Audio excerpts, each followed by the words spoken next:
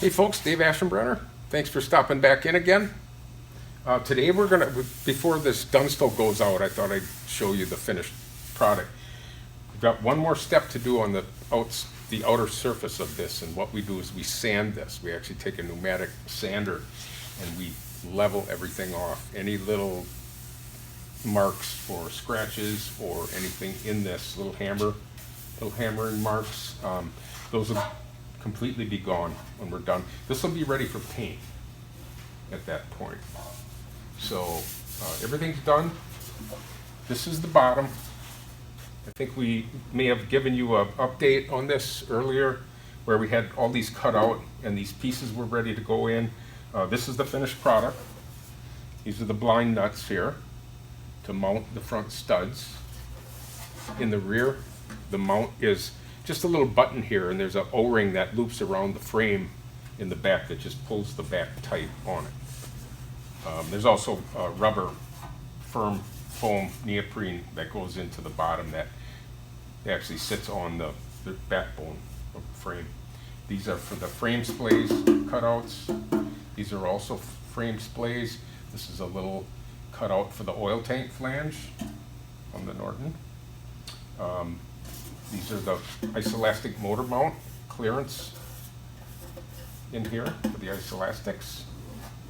And of course these would be the bungs on here. So this is pretty much done, and I guess I'm pointing this out because of the amount of work that goes into one of these tanks. It's not just about the outside of the tank looking authentic and being authentic.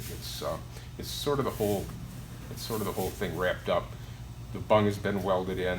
You can see very nicely, no weld shows around here. This is pressed in for the Presto cap, or the Ciandis, I should say, Presto style cap. It's an original English style flip top cap for these. So that kind of wraps it up. This is a kind of a typical tank that we make for the Norton. I don't make a lot of these because they're really a Dunstall 810.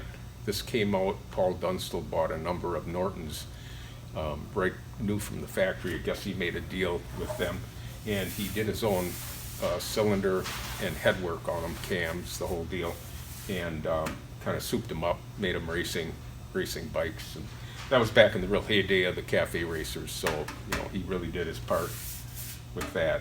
And so I'm not sure how many of those are out there, how many still exist, but every one of them came with a fiberglass tank.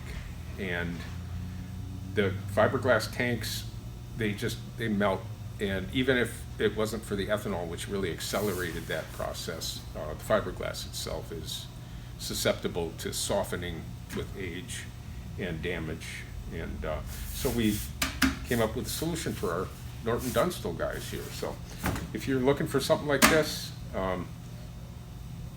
we offer them paint ready. This would be something I wouldn't want to polish. For the authenticity of the Dunstall 810, it would be sacrilegious to polish one of these tanks. So I believe they came in black and yellow were the two colors. So anyway, this is my 810 tank. Anybody that's interested, we make these as well as other style tanks that no one else makes or supplies, or a lot of times we'll copy a fiberglass tank that's in demand that's not available. So anyway, thanks for stopping by again. This is Dave Ashenbrenner. We'll see you next time.